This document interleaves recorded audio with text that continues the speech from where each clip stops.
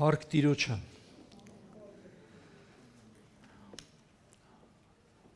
Ուզում եմ այսօր մի այսպես ժողովրդական ասացվածքով սկսել խոսքը, որ ասում եմ մինչև մարդուն դժոխքի ճամփան ցույց չեն տալիս, արքայությունը չի հասկանում, թե ինչ է։ Կա այս խոսքի մեջ ճշմարտությունը, սկի թե չկա։ Երևի կա։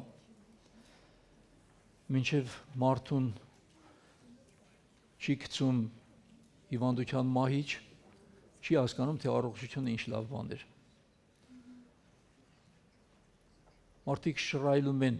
վատնում են իրենց առողջությունը տարբեր բաների վրա,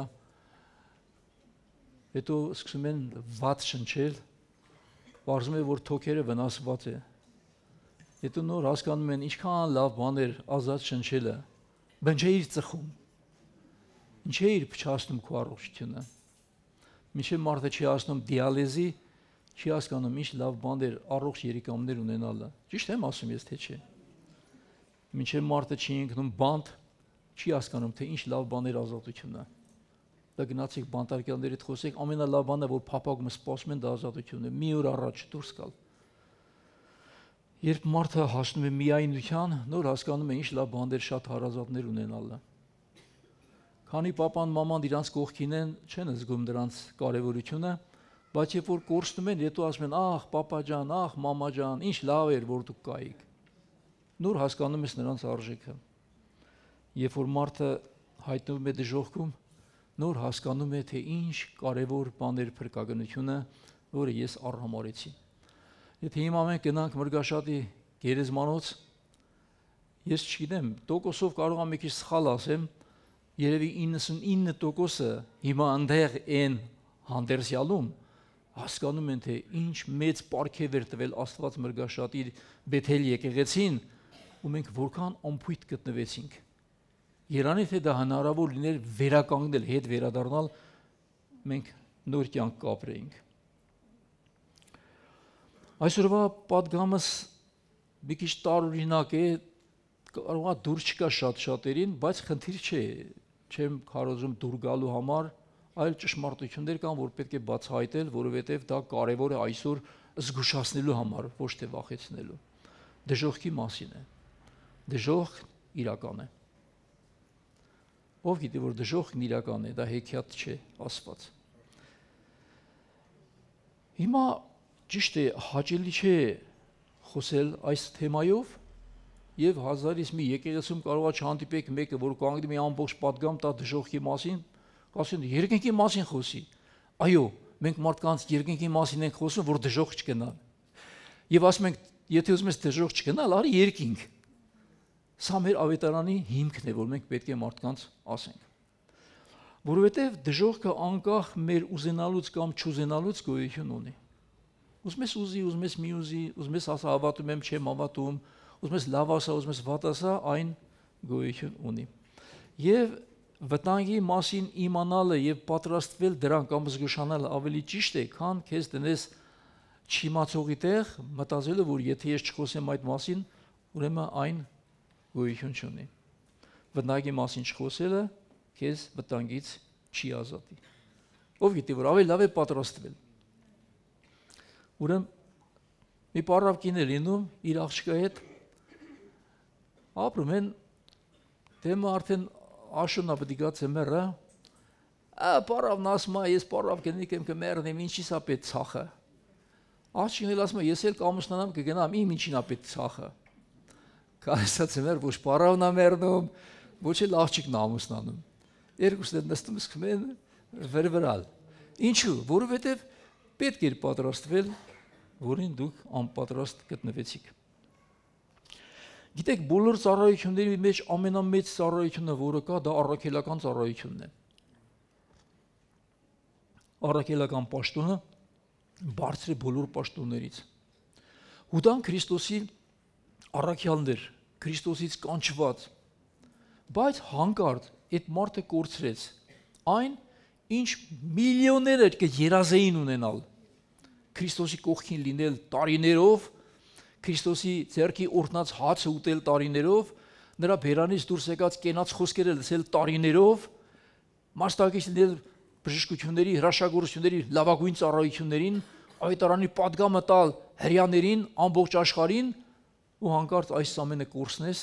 ու հայտնվես դժոխքում։ Իսկ ուդան հայտնվես դժոխքում։ Եվ Տերն ինքն ասաց իր աղոթքի մեջ. Հայր, այն ամենը, որ ինձ տվեցիր, պահեցի, եւ ոչ ոք նրանցից չկորցվեց բացի Կորստյան որդուց։ Բացի Կորստյան որդուց։ Ով էր Կորստյան որդին? Հուդան էր։ Ով էր բայց նա? Քրիստոսի առաքյալն էր։ Ինչ մնաց Հուդային, երբ որ նա իր վարդապետին ծախեց ընդամենը 30 կտոր արծաթով։ Կարելի էր ավելի թանկ ծախել, չէ՞։ Ինչի այդքան էժան կծախեին։ Եթե ձեզ համար որևէ գին գոյություն ունի Քրիստոսին տալու, սատանան պատրաստ կլինի այդ գինը վճարել քեզ։ Կամ քո փոխարեն վճարել։ Մենակ դու ասա Հիսուսին ոչ։ Որտեվ նա այս ստրատեգիան ունի քեզ Քրիստոսից անջատել։ Ինչ մնաց Հուդային դրանից հետո? Արծաթները մնաց իրեն, չէ, էդ էլ չմնաց։ Հասկացավ ինչ արեց։ Տարավ արծաթ դրամները թե վերադարձեց, թե շպրտեց, ես չգիտեմ, տաճարում ու գնաց կախվեց։ Նա ոչինչ չստացավ։ Գանձապահ լինելը նրան չօգնեց, պաշտոն ուներ եկեղեցում։ Առաքյալ կոչվելը նրան չօգնեց, հրաշագործություններ կատարելը նրան չօգնեց, հաղորդության մասնակցելը նրան չօգնեց, չէ՞ որ հաղորդության մենք մասնակցում ասում ենք որպես կյանքը ընդունենք Քրիստոսից, բայց նա այդ կյանքը չընդունեց։ Եվ ոտենլվան, որ Քրիստոսը իր ոտերը լված եւ մաղթեց, որ նրա ճամփաները լավ լինի, ճշմարիտ ճիտակ լինի, դա էլ չօգնեց։ Ուրեմն փաստորեն ստացվում է, որ մենք նույնիսկ անգամ կարող լինենք եկեղեցում մասնակցենք ամենալավագույն ծառայություններին, արարողություններին, ամենալավ պաշտոններին ունենանք, ամենալավ գործերն անենք, սիրելի իմ քույր եղբայրներ, շատ մի արխային ընկեք, բաներ կան, որոնք հանկարծ կարող ես դու կորցնել։ Դրա հետ միասին ամբողջը։ Որի պատճառով այսօրվա իմ զգուշացումն է, ես չեմ ասում վախեցնում, որ դժոխք չգնաք, ես ասում եմ գնանք երկինք։ Իսկ դժոխք գնալու համար պետք է մենք բռնենք երկինքի ճամփան։ Չգիտեմ, ասում են այդպես է թե չէ, չգիտեմ, ջայլամները անխելք կենդանի են։ Լավ բոյ ունի, լավ արագավազ ոտքեր ունի, բայց խելք չունի։ Երբ որ որևէ գիշատիչ հարցակում է ջայլամի վրա, նախ փախնում է, որ տեսնում է, որ էլ չի կարողանում փախչի, հասնում գլուխը մտցնում ավազի մեջ։ Իրան թվում է, թե որ ինքը գլուխը մտցրեց ավազի մեջ, էլ իրեն հետապնդող գիշատիչը իրան չի տեսնի։ Ջայլամը անխելք չի։ Հիմա այսօր շատերը գլուխները մտցնում են ավազի մեջ, ուզում են չտեսնեն ոչինչ։ Իրենց թվում է, թե իրենց էլ չի տեսնի ոչ ոք։ Եղել է մարդ, որ եթե խոսել եմ, ասել են, որ եթե մարդը շատ գիտի, դրանից շատ էլ կպահանջվի։ Ասել է դենձի շատ բան մի ասա, որ ես շատ բան չիմանամ, շատ բան չպահանջվի։ Ասում են դու արդեն իմացար այդ շատ բանը, որ քեզնից կպահանջվի, ուզում ես իմալ լսի, ուզում ես մի լսի։ Հասկանալի։ Ավելի լավ էր իմանալ եւ զգուշանալ։ Սաղմոս 32:9-ում գրված է. «Ձիու պես ու ջորիի պես մի եղեք, որոնք միտք չունեն»։ Չգիտեմ, ձիու կամ ջուրու միտքը որքան է, Տերը ինչու էսպես ասաց, բայց այստեղ խնդիրը նրանում էր, որ Տերը ուզեց ասել դուք մի եղեք ձիու կամ ջուրու պես անմիտ։ Իսկ կարող է մարդը լինել այդպեսին, եթե մարդը այդպեսին չլիներ, Աստված այս խոսքերը չէր ասի։ Ցավոք մի շարք քրիստոնյաներ իրենց շատ ապահով են զգում, այնպես որ իրենց համար ոչ թշնամի կա, ոչ դժոխք կա, ոչ պարտականություն կա, դրանք միայն սիրում են իրենց իրավունքներից խոսել։ Նրանց համար դժոխք գոյություն չունի, իրենց համար գոյություն ունի մենակ երկինք։ Կարող եք ասել, դա այդպես է։ Ոչ։ Այդպեսիները բաց թիրախ են սատանայի համար։ Նրա յուրաքանչյուր նետ կխոցի քեզ։ Որովհետև դու կարծում ես, թե քեզ համար վտանգ գոյություն չունի։ Որոշ մարդիկ այդպես նաև հрьяաներն ասում են, մեզ կակուղ բաներ մարգարեացեք կամ կակուղ բաներ մեզ հետ խոսեցեք։ Դեմ չեմ։ Կակուղ բաներ կարելի է, բայց մանուկներին, նորացիներին, այս երեխին, որ բերեցին ընծանելու, նրան կակուղ բանա պետք տալ, որ ուտի։ Պողոս առաքյալը Կորինթացիների մասին ասում է, ես չկարողացա ձեզ հետ խոսել ինչպես հոգևորների, այլ ինչպես մարմնավորների, չկարողացա ձեզ պինդ կերակուր տալ, այլ կաթ տվեցի Քրիստոսով։ Այսինքն եկեղեցին, որը պետք է նրա քիմքերը լավ զանազաներ, պինդ կերակուրը դերևս կատնակեր էին վիճակով։ Կարող են լինել այսպեսի եկեղեցիներ, որոնք էլի քեզ կասեն, մեր համար կակուղ բաներ ասա։ Սամսոնի հետ մի անգամ մենք եղանք մի եկեղեցում, հրավիրված էինք այդ եկեղեցում, անկախ մեկս մյուսից, մեր պատգամները նեգատիվ բնույթ ուներ։ Այսինքն որոշ բաներ նեգատիվ, որոնք այսօր արդիական է եկեղեցիներում, մեջբերումներ արեցինք, որ եկեղեցին պետք է այսպիսի բաներից զգուշանա եւ հաշվի առնի, որ այսպիսի բաներ քո մեջ չգտնվի։ Հետո հասկացանք, որ մեր պատգամը դուր չեկավ ոչ մեկի։ Կամ գոնե հովին դուր չեկավ։ Այն աստիճան, որ նույնիսկ արտահայտվեցին, թե մեր մոտ մենք մենակ դրական բաներ ենք խոսում, բացասական բաներ չենք խոսում, մեր եկեղեցին սովորա լավ բաներ լսելու։ Մենք մտածեցինք, խնդիր չունենք։ Դուք մենակ լավ բաներ լսեք։ Այստեղ մեր քարոզները ավելորդ չէին այդ եկեղեցում, մենք դարձանք ավելորդ։ Արդյոք բայց դա ճիշտ էր, այդպես էր։ Ապագան ցույց կտա։ Մի քանի օր առաջ մի բան պատմեցին ինձ, մեր եկեղեցու անդամներից մեկը կարող է նստած լսում էլա խնդիրը չի, ես անունը չեմ ասում, ուղղակի այդ պահն եմ ասում։ Ասում է երազ տեսա, երազիս մեջ դրախտում էի, ու այնտեղ Սիթրակ եղբայրն ասեց, արի քեզ քո տեղը ցույց տամ։ Ու թռը հելել էր վեր։ Որ պատմեցին, մի մեջ մտածում ասում եմ, այո, Աստված մեզ կանչել է, որ քեզ դրախտում քո տեղը ցույց տան, ոչ թե դժոխքում։ Բայց պետք է դժոխքի մասին ասենք, որ այնտեղ մի գնա։ Ես չեմ ասում դժոխքից վախեցի։ Դժոխքը շատ սարսափելի է, ավելի ահավոր, քան ես կարողանամ ներկայացնել եւ չեմ էլ կարողանա։ Մի գնա այնտեղ չգնալ համար, արի այստեղ։ Մենք չենք կարող այս կյանքից ենկում օգնել որևէ մեկի, անձնական ասացին նույնիսկ մեր հարազատին, բայց այստեղ մենք կարող ենք շատ հարցերում օգտակար լինել, որովհետև այստեղ ենք մենք ընտրում, այսօր է ընդունելի ժամանակը, այսօր է փրկության օրը, ասում է Աստված, եւ մի խստացրեք ձեր սրտերը, ինչպես ձեր հայրերն այդպես արեցին անապատում եւ թափվեցին տասնյակ հազարներով։ Ուրեմն սարսափելի է, այնտեղից վերադարձ չկա հավիտյան։ Ահագին ժամանակներ առաջ ինձ մոտեցան մեկից բողոքեցին, ասացին, որ շատ վատ վարքագիծ է դրսևորում, հարկ կա, որ ես իր հետ խոսեմ։ Այդպեսի բան ես մի անգամ եմ արել, էլ չեմ արել, բայց չգիտեմ ինչի արեցի այդպես։ Շատ դաժան բան արեցի։ Կանչեցի, ասեք Սեդրակ եղբայրն ուզում է քեզ հանդիպի։ Եկավ։ Ասեց իրար հետ կարանք մի հատ տեղ գնանք։ Ոսից ինչի՞ չենք կարա։ Նստանք իմ ավտոն, քշեցի ուղիղ գերեզմանոց։ Ես զարմացավ, թե ինչի եմ իրան տանում գերեզմանոց։ Ասի բերել եմ այստեղ, որ քո տեղը ցույց տամ քեզ։ Ու սկսեցի առաջի գերեզմանից, որոնց ճանաչում էի, ասի։ Այս մարդը, այսպեսի մարդ էր, այսպես էր ապրում, ամբարտավան էր։ Իրան թվում էր ծովը իր ցնկներից է, բայց հիմա այդ նույն ծովում խեղդվում է ու իրան օգնող չկա։ Տեսեք սրա գերեզմանը, ինչքան մի արշին խոտաբուս է։ Ոչ մեկը չի հիշում իրան, չեն էլ այցելում այդ գերեզմանը, չեն էլ մաքրում ըսկի,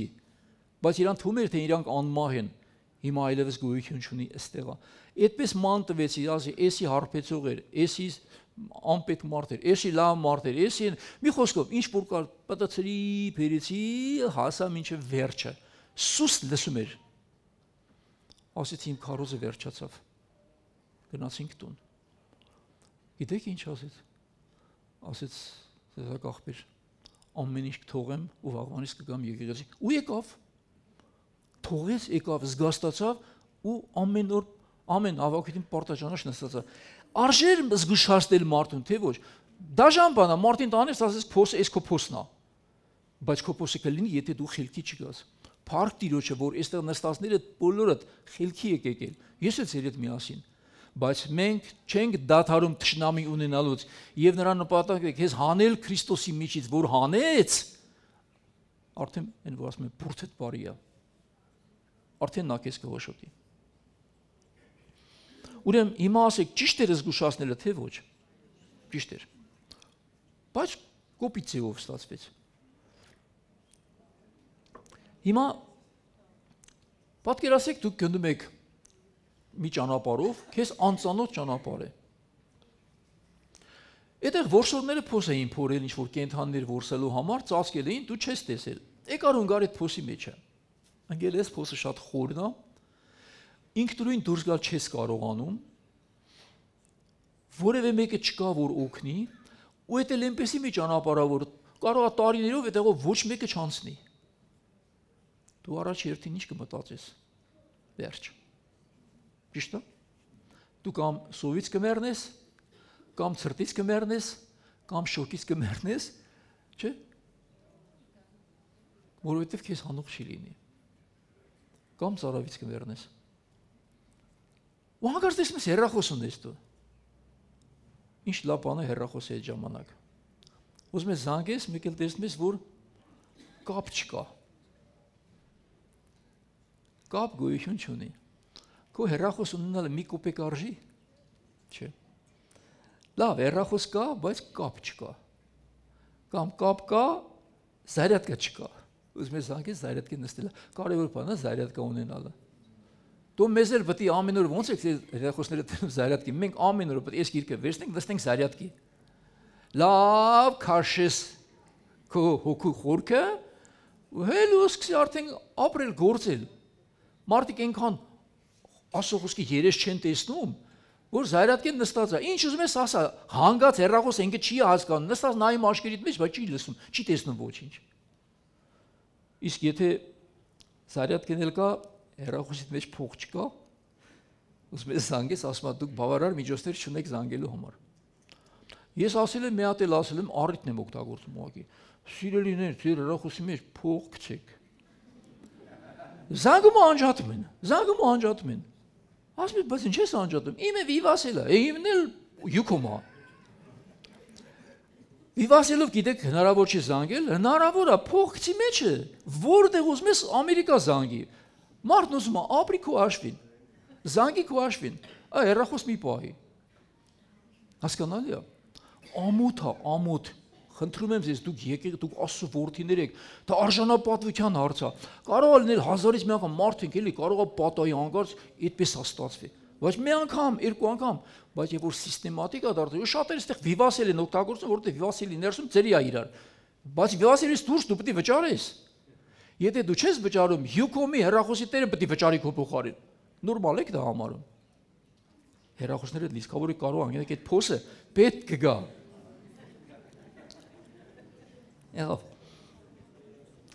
Լավ, հիմա մենք շատ ժամանակ երբեմն թվում է, թե մեր մոտ ամեն ինչ նորմալ է։ Մանավանդ, որ շատ եկեղեցիներ ինքնարեգլամ շատ են անում, էլի, որ մեր եկեղեցին, մեր ծառայությունները, մեր երգչախումբը, մեր հովիվը, մեր ամեն ինչը մեր։ Այդպես մի եկեղեցի ունենում այդպես շատ հռչակված հովիվ, ու իրական դեպք են պատմում, երեք Սամսոնի հետ էինք խոսում, Սամսոնը պատմում, Սամսոն, օրինակը բերեմ, անունները չեմ ասի, բայց պիտի ասեն, որովհետև դուրս շատ եկավ։ Ուրեմն եղբայրներով գնում են այդ տվյալ եկեղեցու հովիվին հանդիպելու, հովիվը տեղում չի լինում, ասում են դե լավ կսպասենք, եթե շուտ պետք է գա, այնտեղ լինում է քարտուղարուհին, դե հովիվը այդ մարդը քարտուղարուհի ունի ծառայող, չի խանգարի ոչինչ։ Նստում են, սպասում են հովին,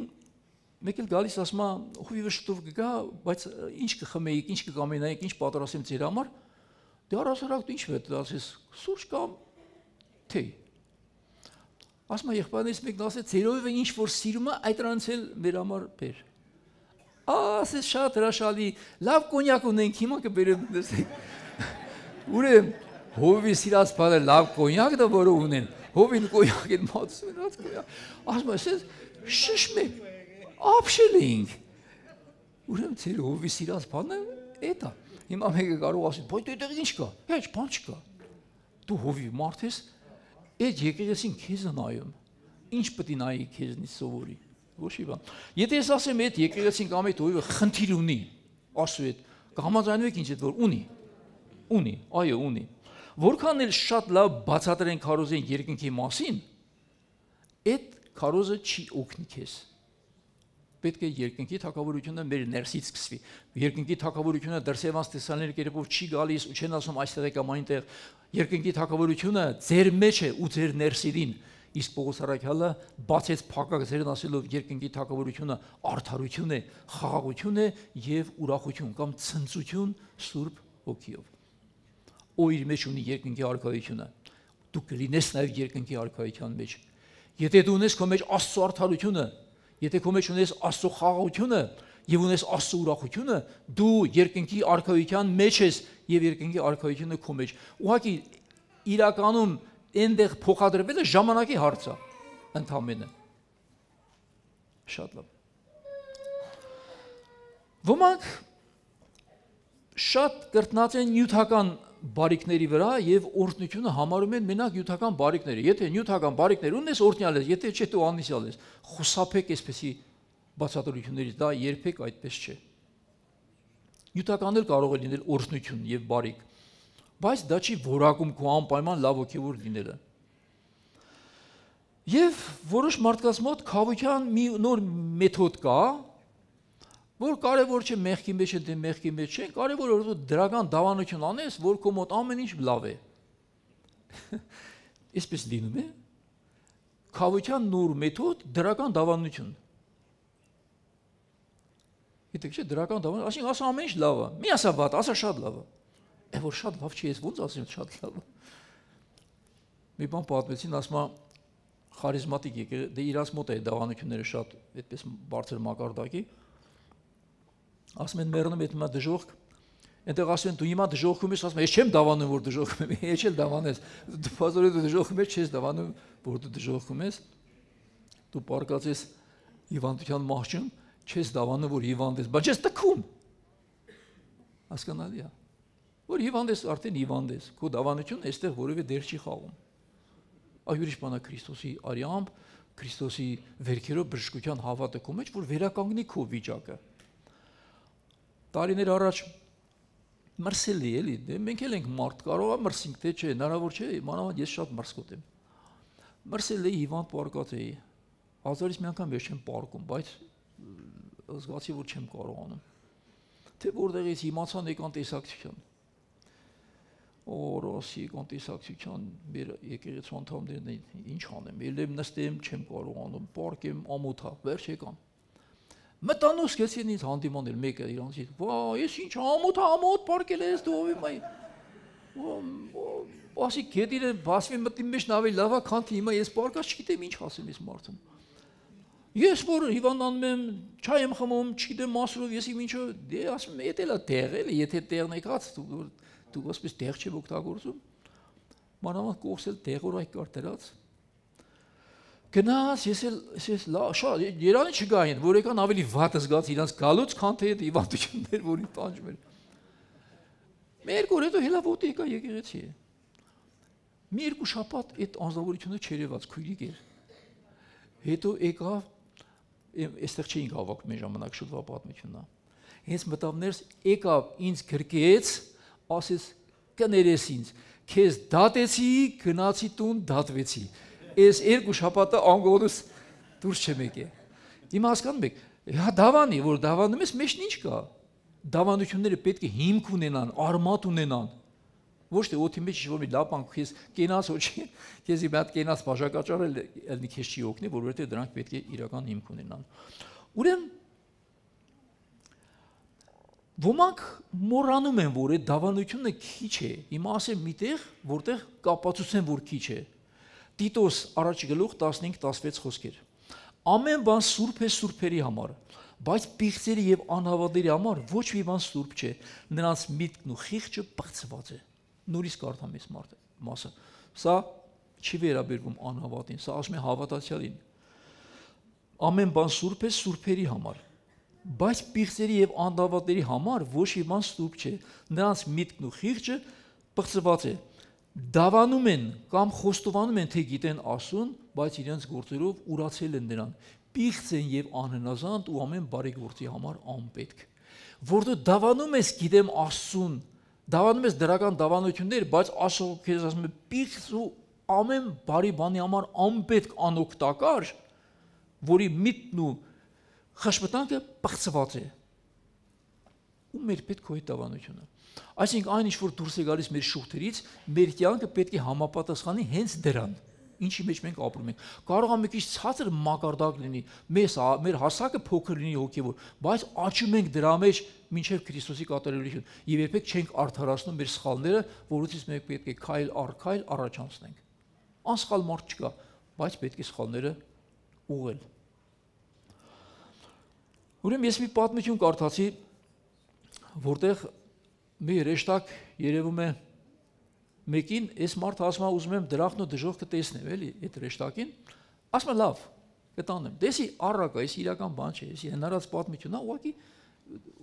միտքը, օրինակը ցույց տալու համար։ Ասում է հրեշտակը տանում է միտեղ, մի դուռա, դրան էս արանքից նայում է, տեսնում է մի հատ կլոր մեծ սեղան է, սեղանի կենտրոնում դրված է ուտելիքներ, բայց դժոխքն է։ Ուտելիքներ համով, այնց անուշահոտություն անգե, որ այդ բանից թուքը բերնից մեջ առած թուք արտադրում, էլի ախորժակից։ Մարդիկ նստած են այնտեղ, հյուծված, սուված, մեղք։ Կերակուրը դրած է, իրանց ձեռքին գտալ է տված, գտալի փոճը շատ է երկար, ոնց որ ստեղից մինչև այն սունը։ Հիմի հա խփում կերակուրը վերցնում են, բայց որ ուզում են մոտեցնել իրանց բերանին, չի հերիքում, էլի հերոյ անգնում։ Ու բոլորն այդպես ուզում են ուտել, այդ երկար գտալը այդ պատճառով չեն կարողանում օգտագործել։ Ասում են այստեղ դժոխքն է։ Այդ մեն դրախտը նորից նայում ասում են նույն ցեվի սեղանը դրած է, կացայով այդ ուտելիքը դրած է, էլի նույն երկար շերեփներն է, բայց ասում են այնտեղ հետաքրքիր են վարում, ասպա։ Ասենք մի ես շերեփը խփեցի, դե չեմ կարող բերեմ իմ բերին մոտի տանում եմ Ռուստամին մոտիկ։ Ռուստամը ուտում է իմ շերեփից, Ռուստամը շերեփը բերում է, ես եմ ուտում իր շերեփից։ Ասում են տենց իրար կերակրում են ու բոլորն էլ կուշտ են ու երջանիկ են։ Միտքը հասկացաք ինչ է։ Մենք սա գիտություն բոլոր նրանց, ովքեր մենակ իրանց մասին են մտածում։ Կգա մի օր, որ այդ քո երկար շերեփը, որ դու հիմա ունես, հնարավոր է քո բերանին էլ չկարողանաս մոտեցնել։ Ուզում ես, որ այդ քո բերանին մոտենա, մի հատ դու էլ մոտեցրու ուրիշի բերանին, որ մի օր իր շերեփն էլ մոտենա քո բերանին։ Պարկել եք հիվանդանոցում այցելության եկող չկա։ Ուրիշն էլ պարկածել դու չէիր եթում։ Լա հաշվեք քանի մարդու եք դուք այցելել հիվանդանոց, որ դու բողոքում եք, թե մեզ չեն այցելում։ Ուրեմն այդ շերեփի մասին չմոռանաք։ Ձեր շերեփը սկսեք օգտագործել ուրիշի համար։ Ու կտեսնեք, որ այն մի օր ձեզ կվերադառնա։ Հիմա հարցեր են առաջանում ոմանց մոտ, թե ինչու սիրո Աստված դժոխք ստեղծեց։ Ինչի ստեղծեց Աստված դժոխք։ Ու սկսում են ոմանք նոր վարդապետություններ հորինել, որ դժոխք գոյություն չունի։ Հատկապես Եհովայի վկաները նրանք չեն ընդունում, որ դժոխք կա, հոգի կա, ավիտենական ինչ որ Սուրբ Հոգին Աստված է, Քրիստոս։ Այդպես բաները նրանք չեն ընդունում։ Նրանք ասում են դժոխք չկա, դժոխքը գերեզմանն է եւ վերջ։ Փաստորեն Քրիստոսը, գիտեք, ես այ կարդամ տեղեր, քանի տեղերը դժոխքի մասին խոսալ։ Ուրեմն Քրիստոսի բանը գործելու եկեք գերեզմանների մասին էր կարոզում։ Անիմաստ բան է։ Բայց դժոխքը Աստված իրապես ստեղծել է։ Մտածում են միթե ասուն հաճելի է հավիտյան նայել չարչարվող հոգիներին, որոնց չարչարանքները վերջ չեն ունենալու։ Իսկապես որ տրամաբանությամբ նայում ես, ասում են չի ասուն դուր է գալիս, որ ընդհանուր նայես, որ մարդը տանջում, այդպես էլ չի վերջանում։ Կամ միթե Աստված դժոխքը ստեղծեց մարդու համար։ Կամ մեկը հարցատալիս թե եթե ես այնտեղ երկնքում պետք է իմանամ, որ իմ հարազատները դժոխքում տանջում են, ել իմ երկինքը ինչ երկինք պետք է լինի իմ համար։ Տրամաբանորեն, այո, բայց մի մոռացեք, հետո այսօր չեմ ասցնի։ Հետո կանգնենք ասո այն արդարադատության վրա, որ այնտեղ դու էլ էսենց միսոարիուն չես, որ այսպես հասկանաս։ Այնտեղ դու կտեսնես Աստծո իրական արդարադատությունը եւ դա իսկապես նրան էր արժան, նա էր արամարեց, նա այդ ընտրեց եւ դա իր մեղքին վարձքն է։ Անկախ նրանից թե դա ով է։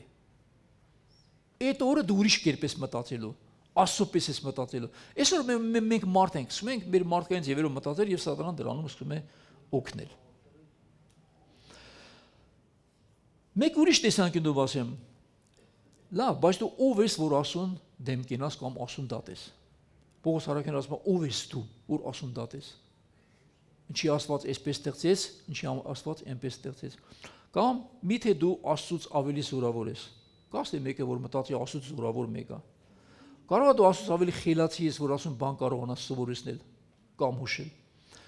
Կարող է դու Աստծուց ավելի արդար ես, որ կարողանաս քո արդարությունը Աստծո կշերքին դնել, Աստծո հետ համեմատվել։ Կարող է դու Աստծուց ավելի խելացի լինես։ Երբեք։ Աստված ինքն է որոշում, որտեղ ում ինչպես։ Մեկին տվեց սիրուն աչքեր, մեկին ստեղծեց կույր։ Աստված։ Մեկին տվեց ճարտարախոս լեզու, մեկին ստեղծեց համր։ Նույն Աստված։ Աստված ինքն է որոշում դու ով ես, ով լինես, որ երկրում ծնվեց, ինչ ազգից ծնվեց, ինչ սեռի ծնվեց, երբ ծնվեց։ Նա է որոշում եւ նրա որոշումները չեն քննարկվում։ Ովքեր այստեղ ուրախ որ հայ են ծնվել։ Դու համարում եք դա պարգև։ Դու կարող ես ծնվել նաեւ թուրք։ Եվ թուրքը ինքը չի որոշել որ թուրք ծնվի, ոչ էլ դու որոշեցիր որ հայ ծնվես, ոչ էլ գիտեր հայ ավելի լավ է, թե ավելի վատ է։ Շնորհակալ եղի որ հայ ես ծնվել, ոչ թե ազգության պատճառով, այլ որ այստեղ դու փրկագործությունը դասեցիր իմացար, Թուրքիայում շատերը կան ոչ լեցեցի, ոչ իմացան, մնացին նույն բարբարոսները մինչև վերջ, ու չգիտեմ մինչև երբ կմնան այդպես։ Այսինքն Աստված ինքն է որոշում, Աստծո սուվերենությունն է դա, եւ Պողոս Արաքյանն ասում էր՝ մի թե բրուտը իշխանություն ունի նույն կավից պատվի անոթ պատրաստել եւ նույն կավից անարգանքի անոթ։ Իրավունք ունի թե չունի։ Բայց քեզ պատվի համար ստեղծել, շնորհակալ եղի, ուրախ եղի դրա համար։ Կարող էր գարշոկ ստեղծել, ու դու չէիր կարողանա ոչինչ անել։ Ուրեմն ես մեկ։ Երկրորդ մի հատ էս հարցին ես կուզեմ ինքս հարցով պատասխանել։ Ամեն երկիր, բոլոր երկրները ունեն բանտեր։ Չէ՞։ Հայաստանում բանտ գոյություն ունի, թե չէ։ Կա։ Այդ բանտերը, որ պատրաստված են, կառուցել են, այդ երկիրը ում համար է պատրաստել, իր երկրի բնակիչների եւ այո եւ ոչ։ Պատրաստված է հանցագործների համար, ոչ թե բնակիչների։ Բանտը, որ սարքում են, նախատեսված չէ Samsung-ի համար, բայց եթե դու հանցանք գործես, այդ կդառնա քո համար արդեն։ Հիմա այդ բանտ ստեղծողը լավ մարդ չի։ Բանտում բոլոր կալանավորներն ասում են բանտ ստեղծողը, բանտ պատրաստողը վատն են, դատավորները վատն են, դատախազները վատ են, քննիչները վատ են, ոստիկանությունները մենթ են, SNN են, դրանք այդպես լծված են, բայց ոչ մեկը չի ասում, ախր նրանք դու այստեղ եթե չէիր լինի, եթե հանցագործություն առաջ չլներ, եւ հանցագործությունը որ կատարել ես, օրենքն է քեզ դատե, ինքը ընդհանրապես օրենքի կատարողն է, հասկանալի է, բայց ստեղծված է հանցագործի համար, ուզում ես այնտեղ չլինել, հանցանք մի գործի, ուզում ես դժոխքում չլինել, մեղք մի գործի, մի առհամարի Քրիստոսի փրկագործությունը, եթե ուզում ես այնտեղ չլինել, իսկ եթե դու այդ արեցիր, համել ասես ինչի ինձ բերեցին այստեղ, շատ էլ լավ արեցին, որ բերեցին այդտեղ։ Բանտերը նույնպես տարբեր են իրարից, բոլոր բանտերը նույնը չեն։ Կա ընդհանուր ռեժիմի աշխատանքային գաղութ։ Ես թեթև մեղքեր գործողների համար վարորդ անձնշաբար ավարիա եղել կամ փոքր խարտախություններից կոմիկում, այդպեսիների համար։ Բայց հանցագործությունները ավելի մեծ են լինում։ Կա նաև խստացված ռեժիմի աշխատանքային գաղութներ, այնտեղի պայմանները մի քիչ ավելի վատ է, քան ընդհանուր ռեժիմին։ Կա խիստ ռեժիմի աշխատանքային գաղութ, այդտեղ ավելի խիստ է։ Կա հատուկ ռեժիմի աշխատանքային գաղութ։ Հատուկ ռեժիմի բաներ, կալանավորների հակուսները ասես պալասատի բաներով են, էլի, դրանք հատուկ ռեժիմի կալանավորներն են։ Կա փակ ռեժիմի, ասում են կրիտի ռեժիմ, ամբողջ կալանքը ասում են բանտային փակ ներսի ռեժիմ։ Կա ցմահ ռեժիմ։ Մարդը դատապարտված է մինչև վերջ բանտում լինելու, կա մահապատիժ։ Բայց տեսեք ինչքան տարբեր են։ Տարբեր հանցագործությունների համար տարբեր տեղեր է որոշված, ու այդ բոլոր տեղերն էլ վատ են, մեկը մյուսից ավելի վատ է։ Ուզում ես այնտեղ չհայտնվել, հանցանք մի գործի։ Ճիշտ ապրի։ Մի գողացի։ Մի սպանիր։ Մի հապշտակի, մի խափի։ Մարդը խափում գցում է մարդկանց հազարներով, 15000-ներով, հետո ասում է, բան չի Աստված դժոխք ստեղծեց։ Այո, Աստված դժոխք ստեղծեց, Ոչ թե քո համար, այլ քո նմանների համար, որ նմանները ի վերջո պետք է հայտնվեր այնտեղ։ Մենք ես ասել եմ մեզ, որ այդպես խապեցին $7,000, խապեցին, գցեցին, չտվեցին, այդպես էլ մենք չկարողացանք վերցնել։ Մի օր մեր Էդիկի խնամին, Էդիկ աղբերը այդ ժամանակ հիվանդանոցում մի 2 ամիս պահակ ինքը աշխատեց, ինքը ճանաչում էր։ Եկավ ինձ ասեց, աղբեր, տեսա այդ մարդուն անունը չասեմ էլի, անունը սիմվոլիկ ասեմ, ինքը ագիտ ենթադրենք։ Տեսա իրան, իա, ասես հիվանդ ես եկել ես այստեղ, գիտես որ հեսա սատկելի ես ու դժոխք պետք է թաս։ Ու ասես դժոխքի մասին ասես, կարկմել էր էլի։ Ասիպ տելեմ այդամ դրան տեսնելու։ Էլա գնացի ման առա, հա, մավճի ոչ է, բադ լավ իմպրովիզ սարքեցի, ասիպ տեթամ այդ մարդուն տեսակցության։ Առասարակ մարդիկ որ հանդիպում հայում են իրար, չի, ասի չէ, ես պետք է ճիշտ հակառակ մեթոդ գործեմ։ Էլա գնացի ու քնած էր, պարկած էր։ Գնացի մտա պալատարտեն գիտեի, մեկ էլ աշկերը բացից, ապշավ, ասի Սիթո ջան, դու ես։ Ասի հա, ասի իմացա որ հիվանդ ես եկա, ասի մա տեսնեմ ոնց ես, ոնց չես։ Տեղը չէր գտնում։ Վերջ ես դրեցի, ես ավել պակաս չեմ խոսացի, գնացի։ Մեռավ։ Հետո մեռավ։ Չգիտեմ հիմա երկինքի արքայության մեջ որ տեղա նստած չէ։ Հա, հավատում եք դուք որ այդպեսիները երկինք են եթում։ Նա գնաց մեղքի վարձք ընդունելու։ Հիմա ինքը կարող ասի, ինչի դժոխք ստեղծեցիր։ Ստեղծես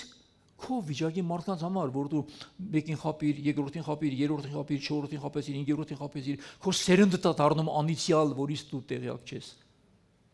Դու անես դարձա նաև քո սերունդի համար, մենակ քո համար չէ։ Հետո կասեք դժոխքը ինչի ստեղծեց։ Աստված սխալ բան չի ստեղծում։ Ուրեմն բանտը քեզ համար չէ լինի, եթե դու հանցանք չգործեիր։ Դեվ դու այնտեղ չէ լինի։ Քեզ բանտ ուղարկեց ոչ թե դատախազը, ոչ թե քնիչը, ոչ թե դատավորը, այլ քեզ բանտ ուղարկեց քո կատարած անցանքները։ Դրանք ընդամենը ի կատար ածեցին այն։ Բանտի պայմանները վատն են։ Ես գոնե եղել եմ բանտում, գիտեմ մի քիչ այդ բանի մասին։ Շատ վատ են։ Այնտեղ մարդիկ դուք տուն եք, զուգարան ունեք, չէ՞, զուգարանը փակում եք, կաֆելում եք, սիրունացնում եք, ատուկ օթափողիչներ եք տնում ամեն ինչ։ Այնտեղի զուգարանը հիմա լավ է մի քիչ։ Այս սեղանի բարձրության 3 հատ բանա, այն պլիտեկից է, վերգարոտ կետ պլիտեք որ ասում են։ Այնքան որ նստելուց ամեն ինչ չերևա։ Մի ժամանակ էդ էլ չկար։ Այդտեղ հաց են ուտում, այդտեղ զուգարան նստում, էդ էլ չկար մի ժամանակ։ Պատկերացնում եք ինչ ամոթ է, ինչ վատ է։ Ու այդ պայմաններում դու պետք է ապրես այնտեղ։ Ու շատ վատ էր։ Ինչու են վատ բանտի պայմանները, եւ դա մտածված է նաեւ ինչ-որ միտեղ որ վատ լինի այդ պայմանները, շատերը բողոքում են եվրո, ինչ գիտեմ ինչ, բանտի պայմանները լավացնեն, բանտի պայմանները մտածված վատ են սարքել, որ այդտեղ գնացած հանցագործ իմանա որ դու կուրորտ չես եկել այդտեղ, քեզ չեն բերել առողջարան, սանատորիա, քեզ բերել են այստեղ որպես դատապարտյալ քո կատարած հանցանքի համար, դու մարդ ես սպանել, այստեղ ուզում ես կուրորտ լինես, չես լինի։ Ուրեմն որ դու բանտում սոված մնաս հասկանաս ինչ է նշանակում քաղց, որ դու զրկված մնաս քո ախորժելի կերակուրներից 6 ամիս մի անգամ քեզ մի հատ պերետաճիկ բերեն, այլ ուտես ժոկից չես կարողանա քնես գիշերները, որտեղ քո ստամոքսը վարժվել է այնտեղ բալանդին, որ դու հանգիստ չես քնելու, քեզ կհանեն քնից այն ժամանակ երբ ուզենան այդ ժամանակ դու պետք է քնես, քնելուց էլ կարող է եղել կալանավորները չթողեն որ դու քնես, որտեղ պարապ չգիտեն ինչ անեն, ինչ որ մի բան սարքում են գլխիդ։ Մի խոսքով ամեն վարդյան սպասում ես երբ դուրս գամ այստեղից պրստեմ։ Քո ընկերները կդառնան ոչիլներն ու փայտ ոչիլները։ Փայտ ոչիլները թախտաբիթիներն են։ Որ թախտաբիթին կծում է, ումա կծեսկի թախտաբիթին։ Ինձ ենքան ակծե։ Ինքան հաճելի է որ կծում է։ Այսենց բլիդ կարմիր քորում ես չես հանգստանում, քիչանում պուկ ես մաշկը չի հանգստանում։ Այդ պայմաններն են այնտեղ, որ դու նստես երկար, դու կդառնաս անիծների համար ինկուբատոր, որտեվ որ այս ցալքերին բացես, մեջ լիք անիծ կգտնես։ որ բաղնիկ տանում են շաբաթը մի անգամ, տանում էին բաղնիկ, էլի։ 10 հատ ցնցուղ կար, 10-ից 2-ն էր աշխատում։ Այն մնացած էս կողքից միացած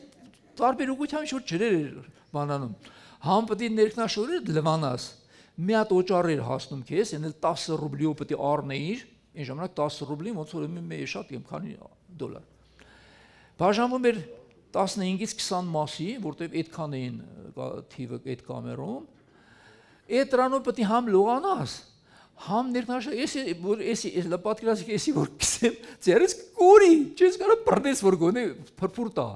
Կամ կխիքսես ինչ կմնա դրանից։ Սա է քո պայմանները։ Էնել այդ երկու ցնցուղից լավ տղեկն էին լողանում, այն 8 ցնցուղից իմ նման արիֆները։ Էդ էր։ Սա բանդի պայմաններն էր։ Որ դու երկար նստես ու մտածես, թե ես ուր եկա ընկա ես, որ էլ երբեք մտքիդ ծայրով չանցկացնես, որ նորից այդտեղ վերադառնաս։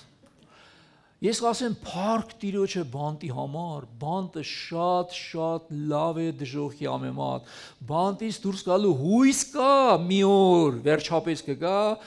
հայտարարեն ազատությունը կգաս տուն, դժոխքից դա երբեք չի լինելու հավիտյան։ Ինչու չի լինելու դժոխքից հավիտյան, որովհետև Աստված հավիտենական է, որովհետև երկնքի արքայության մեջ հոգիները հավիտենական են, դժոխքի հոգիներն են հավիտենական, դրա համար Աստծո դատաստանները նույնպես մնում են հավիտենական։ Այնտեղ ժամանակ տարածություն գոյություն չունի, ժամանակի հասկացողություն գոյություն չունի, ամեն բան գտնվում է հավերժական ներկայի մեջ, այնտեղ անցյալ ու ապագա գոյություն չունի։ Ահա թե ինչու է այդպես։ Ուրեմն դժոխքը նույնպես կոնկրետ որևէ մարդու համար չի ստեղծել Աստված։ Նախ դժոխքը ստեղծվեց սատանայի եւ դրա հեշտակների համար, պատճառը մեղքն էր։ Նրանք ապստամբեցին, մեղանչեցին Աստծո դեմ, այսինքն Աստված ատում է ու զզվում է մեղքից։ Մեղքը պատճառ դարձավ, որ նրանք չներվեն ու մնան մեղավոր հավիտյան։ Եվ այդ դժոխքը դարձավ նաև մարդու համար, որովհետև մարդը իր գործերով սկսեց հրապուրվել եւ հետևել սատանայի ստերին։ Եվ դարձավ նրան նման, նրան հետևող, նրան ընտրող։ Դու ընտրեցիր այն եւ Աստված չխանգարեց քեզ։ Աստված քեզ ստեղծեց ազատ, տվեց ազատ կամքի իրավունք եւ հարգում է այդ ազատությունը, որպես ամենամեծագույն պարգև իր ստեղծագործությանը եւ չի խանգարում քո ազատությունը։ Դժոխք ես ընտրել, թող լինի դժոխք։ Կյանք ես ընտրել, թող լինի կյանք։ Հանցագործություն ընտրեցիր, թող քեզ համար լինի բանտ ու դրանից ավելի վատ։ Ահա, ուրեմն Աստված ոչ ոքի դժոխք չի ուղարկում, դժոխք քեզ տանում են քո մեղքերը եւ քո անցանքները։ Աստվածաշնչում դժոխք բառը գրված է նաեւ Hades, անգլերեն էլ է Hades, թե հոլա ինչ որ։ Լավ, կարևոր չի, ինչ որ ես չեմ հասկանում այդ Hades-ն ինչա, դժոխքի հոմանիշ է ինչ որ, կամ Ժհաննա, հետո մյուս անգամ կշարունակեմ, անգամ Ջանդամա կոչվում, Ջաննամա, Ջահնամա, Ջանդամա, երևի թուրքերն ու մյուսներն են այդ բառերը օգտագործում, խնդիրներ չեն, նրանք են հավատում դժոխքի իրանց սևով, բայց հավատում են, որ այդ դժոխքը գոյություն ունի։ Ահա, ուրեմն նշանակում է այդ դժոխքը տառապանքի համար նախատեսված վայր։ Այդ Հադեսը որ կա տառապանքի համար նախատեսված վայր։ Ուրեմն այդ վայրում կուրորտ չեն գնում, այլ տանում են տառապանքի։ Եվ այդ տառապանքը քո մեղքի վարձատրությունն է, դու աշխատել ես, բայց դրա վարձը չստանաս։ Աստված անիրավ չէ որ քեզ անվարձ թողի։ Դու պետք է վարձը ստանաս։ Այդ էս արի դրա վարձը կստանաս։ Ուրեմն Տեր Հիսուսը միայն երկնքի մասին չքարոզեց, շատ անգամ քարոզեց նաև դժոխքի մասին։ Ես չեմ հաշվել, բայց մեկի պատգամից լսեցի, ասում է դժոխքի մասին ավելի շատ է խոսել Հիսուսը, քան թե երկնքի մասին, հնարավոր է, չեմ ժխտում, չեմ հաշվել։ Բայց որ շատ է խոսել դժոխքի մասին, ես իմ մոտ ագին օրինակներում կկարդամ, եթե ոչ այսօր գոնե հաջորդ անգամ կտեսնեք, որ դա այդպես էր։ Ուրեմն դժոխքը կարևոր էր եւ մարդը պետք է ինֆորմացվի նաև դժոխքի մասին։ Իսկ այդ ինֆորմացիան պետք է տա եկեղեցին։ Պետք է տա ավետարանիչը։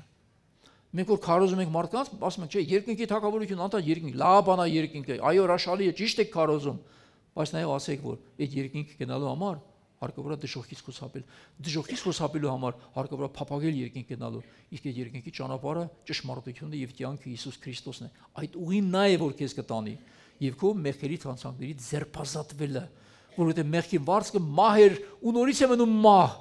որովհետեւ Աստված ատում է մեղքը իմայել։ Եվ Աստծո ձերի պարգև հավիտենական կյանքի մեր Տեր Հիսուս Քրիստոսով, որին մենք հավատացինք եւ հետևեցինք։ Ուրեմն քարոզեք մեղքի եւ նրա հետևանքների մասին, ովքեր ավետարանի չեք, ձեր մոտ նշեք։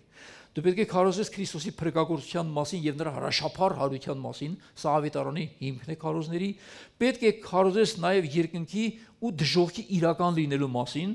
Պետք է քարոզես, որ Աստծո ձերի պարգև ավետենական կյանք է մեր Տեր Հիսուս Քրիստոսի միջոցով, չմոռանաս նաեւ դրա կողքին դնել, որ մեղքի վարձքը մահ է ու նորից կմնա մահ։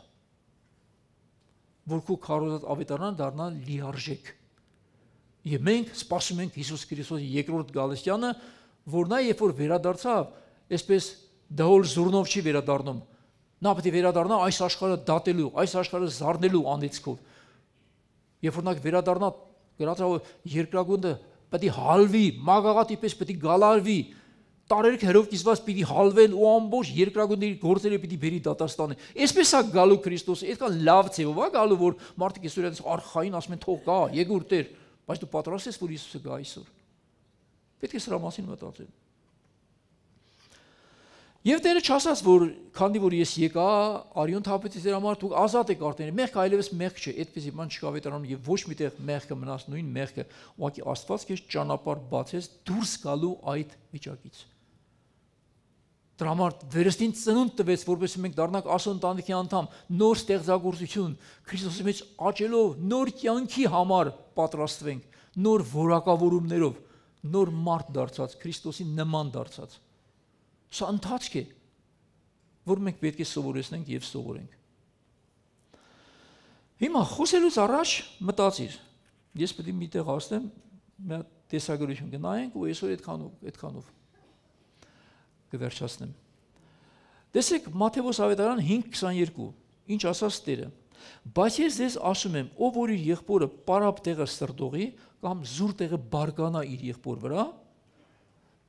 դատաստանի է պարտավոր։ Ոստոմ ջան, ստից տեղ չջղայնանաս իմ վրա, ոչ էլ ես յուրիկի վրա, ենովքի վրա, որտեվ Տերն ասում է, դու դատաստանի պարտավոր ես վար։ Մենք չենք ջղայնանում ասկի, ում վրա պատահի։ Ով իր եղբորն ասի հիմար, պարտական է ատյանի, եւ ով իր եղբորն ասի ապուշ կամ անմիտ, պարտական է գեհենի կրակին։ Այսինքն ստացվեց Տերը խոսեց եւ գեհենի կրակի մասին, եւ ատյանի մասին, եւ դատաստանի մասին։ Ուրեմն դրանք կան, որ խոսեց։ Եթե կան, պետք է մենք ասենք մարդկանց։ Եթե ասացինք, պետք է մարդիկ այս հարցի նկատմամբ ուշադիր լինեն։ Շարունակեմ։ Մատթեոս ավետարան 5-րդ գլուխ 29 խոսք։ Առ եթե քո աչքդ քեզ գայթակղեցնում է, հան այն ու մեկ կողմ ձգիր, որովհետև քեզ համար ավելի լավ է, որ անդամներից այդ մեկը կորսվի եւ քո բոլոր մարմինը դժոխք չձգվի։ Այստեղ բոլոր մարմինը շեշտում է, որ դու սրավական կառնեմ։ Եթե քո աչ ձեռքդ քեզ գայթակղեցնում է, կտրիր այն ու քեզանից հեռու ձգիր, որովհետև քեզ համար ավելի լավ է, որ քո անդամներից մեկը կորսվի եւ քո բոլոր մարմինը դժոխք չձգվի։ Այստեղ բոլոր մարմին ասելով նկատի չունի այս ֆիզիկական մարմինը, քանի որ սրանք փոխաբերական իմաստով է աչքը անելը, ձեռը կտրելը, մենք սրա վրա կանգ ենք առել։ Այսինքն նկատի ունի, որ դու ինչ որ մի մաս փրկելու համար, որ քեզ օգտակար էր, չլինի դրա պատճառով դու ամբողջը կորցնես։ Հասկանալի է։ Ավելի լավ է դու այդ փոքրը, որ վնաս է, հրաժարվի դրանից, դա ձեռք բերելու դեպքում մնացած ամբողջը փրկելու համար, որովհետև դու այն կարող ես կորցնել։ Մի վախենակ նրանից, որոնք մարմին են սպանում, եւ հոգին սպանել չեն կարողանա, հապա վախեցեք նրանից, ով իշխանություն ունի մարմինն ու հոգին գեհենի կրակների մեջ կորստյան մատելու։ Մատթեոս 10:28։ Այստեղ խոսում է Աստծո սիրենության եւ Աստծո իրավունքի մասին։ Նա ով իշխանություն ունի հոգիների վրա, դատապարտելու հավիտյան, այն նրանից վախեցիր, իսկ մարմին սպանողներից չվախենաս։ Դրանից ավել ոչինչ չեն կարողանա քեզ անել։ Դրանից ավել կարող է անել Աստված։ Հիմա Հիսուսը խոսում էր հрьяաների հետ, Եվ ինչ ասաց փարիսեցիներին։ Քաղաքավարի կուլտուրական չխոսեց, խոսեց շատ խիստ ու հանդիմանական։ Հիմա ասեք, բա ոնց, նա Աստված է, նա իրավունք ունի այդպես խոսելու, իսկ դու իրավունք չունես։ Օձերի, իժերի ծնունդներ, ինչպես պիտի փախչեք գալիք դատապարտությունից կամ գեհենի դատապարտությունից։ Սա ասում էր փարիսեցիներին, դպիրներին, օրենսգետներին, ասում էր հրեաներին։ Ինչպես պիտի փախչեք գեհենի դատապարտությունից։ Ուրեմն գեհենի դատապարտությունը գոյություն ունի, Հիսուսը խոսեց սրա մասին։ Դրա համար ահա ձեզ մոտ կուղարկեմ մարգարեների, իմաստունների ու դպիրների, նրանցից ոմանց սպանելու եք եւ խաչ անելու, ոմանց ձեր ժողովարդներում ծեծելու եք ու քաղաքից քաղաք հալածելու, այսպես ձեր վրա է ընկնելու երկրի վրա թափված ամեն արյան պատասխանատվությունը, արդար Աբելի արյունից մինչև Բարակիայի որդի Զաքարիայի արյունը, որի տաճարի ու զոհասեղանի մինչև սպանեցիք որին։ Ճշմարիտ եմ ասում ձեզ, այս ամենը գալու է այս սերունդի վրա։ Երուսաղեմ, Երուսաղեմ, որ կոտորում էիր մարգարեներին եւ քարգոցում էիր քեզ մոտ ուղարկվածներին, քանի անգամ կամեցա հավաքել քո երեխաներին, ինչպես հավն իր ձագերին իր թևերի տակ է հավաքում, բայց դուք չկամեցաք։ Ահա ձեր տուն ձեզ ավիրակ պիտի թողնվի, որովհետև ասում եմ ձեզ, որ այսուհետև ինչ չեք տեսի, մինչև չասեք, օրհնյալ է նա, որ գալիս է Տիրոջ անունով։ Մատթեոս 23:33-39։ Մարկոս 9:43, այսօր վերջի համարն եմ կարդում։ Ով որ գայթակղեցնե այս փոքրիկներից մեկին, որ ինձ հավատում են, նրա համար ավելի լավ էր, որ մի աղացի կամ էշի ջրաղացի քարը կախեր իր վզից ու ծովը ձգվեր։ Ու եթե քո ձեռքդ քեզ գայթակղեցնում է, նորից նույն օրինակը բերում է, կտրիր այն, աղեկե քեզ պակասավոր մտնել կյանքը, քան թե երկու ձեռք ունենալ ու գեհենը երթալ չմարելու կրակների մեջ, ուր նրանց որդը չի մեռնում եւ ուր կրակը չի հանգչում։ Ես այս մասը նորից կարդում եմ, դու այստեղ ուշադրություն դարձեք, ուրիշ բան դրա մեջ բերում։ Գեհենի մասին ասում, անմար կրակների մեջ, որտեղ նրանց որդը չի մեռնում ու կրակը չի հանգցնում։ Շարունակում է, եթե քո ոտքդ քեզ գայթակղեցնում է, կտրիր այն, աղեկե քեզ կաղ մտնել կյանքը, քան երկու ոտք ունենալ ու գեհենը ձգվել չմարելու կրակների մեջ, ուր նրանց որդը չի մեռնում եւ կրակը չի մարում։ Տեսեք, նույն բառերը կրկնում է։ Եթե քո աչքդ քեզ գայթակղեցնում է, հան քեզանից այն ու քեզ ավելի աղեկե Աստծո թագավորություն մտնել մեկ աչքով, քան թե երկու աչք ունենալ ու կրակի գեհենը ձգվել, ուր նրանց որդը չի մեռնում եւ ուր կրակը չի մարում։ Մարկոս 9:41-47 էս խոսքերներ։ Ես այստեղ առավոտնել այս մասին նայում եմ, մտածում ասում եմ, Տերը ասեց, որտեղ նրա որդը չի մեռնում ու կրակը չի հանգչում։ Ինչ որդի մասին է ասում։ Արդյոք սա իրական որդի մասին է ասում, որը դա էլ գրում է, որ իսկապես թրթուր մերասկացած որդի։ Չի բացառվում, որ դժոխքում կան որդեր, որոնց կրակը չի սպառում։ Նրանք անընդհատ կենթանի են կրակների մեջ քեզ ուտելու։ Կամ հաջորդը, գուցե այդ որդը այդ իմաստով չի գրված, այլ գրված է քո գոյը,